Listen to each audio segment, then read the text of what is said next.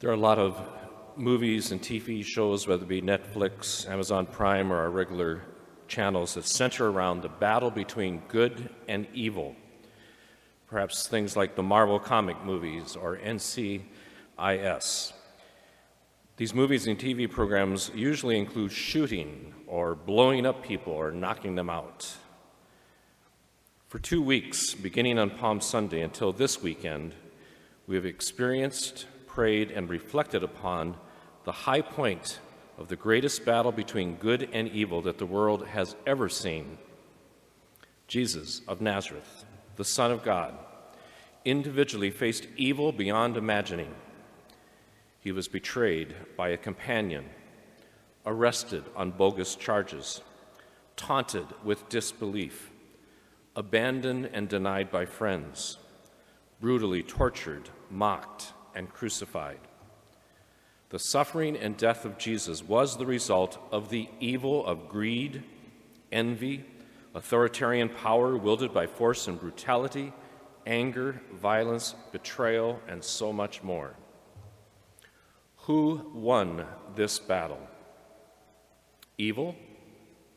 No. The story continues. Jesus rose from the dead. Well, then, who lost? The religious authorities? The Romans? His friends who abandoned him in fear? No one lost. This storyline would not make for a good movie. To those who tortured and killed him, Jesus says, "Father, forgive them, for they know not what they do." To his friends who denied and abandoned him, he says, and as in the gospel passage today, "Peace be with you." In Jesus' battle with evil, he desires a win-win battle. And the only way is through forgiveness and mercy. And that's why this is called Divine Mercy Sunday. As we heard today, he breathed on them and gave them his very Spirit. Those disciples and those that followed with Jesus had his very Spirit enter into them, and they entered the battle with evil fearlessly. We see in the community that is described in the first reading from Acts courage in preaching, generosity, and sharing instead of greed, and unity and peace in the community instead of division and jealousy. We also know from history that they were no longer afraid to die. So it was with Oscar Romero, Archbishop of San Salvador in El Salvador in the 1980s. He faced a political regime much like the Roman regime of Jesus' time. Catechists and those working for the poor were being killed by death squads. His own priests were being killed for standing with the poor. He challenged his government to act with justice and establish peace. Here are a few of his words. He said, "If God accepts the sacrifice of my life, may my death be for the freedom of my people. A bishop will die, but the church of God, which is the people, will never perish." While celebrating Mass in a convent chapel, he was shot and killed. His last words were, "May God have mercy on these assassins."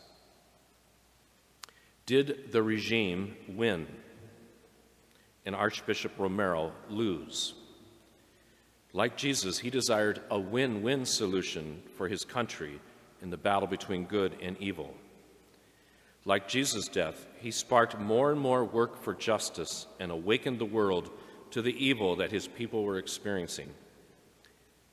Archbishop Romero desired mercy, and through mercy, justice, good, and right. Archbishop Romero received that same Holy Spirit that the disciples did and allowed that Holy Spirit of the risen Christ to fortify him and to face the evil of his time. We are facing a battle for health and life throughout the world. This great struggle is calling many times the best out of many people who are doing good for others despite the risk. but it is also breeding evil. Fear and anxiety are moving people to point fingers at others, develop conspiracy theories, hoard, discriminate, and even hate. The world, our nation, state, and local communities need mercy. Mercy that is born from a love that wills the good of every human being. We have that very same Holy Spirit of the risen Christ that the first disciples received, and that Archbishop Romero received, that allowed and strengthened him and guided him. So whatever you and I are facing, let us respond courageously to Jesus, who says to us, "Peace be with you. As the Father has sent me, so I send you." Receive the Holy Spirit.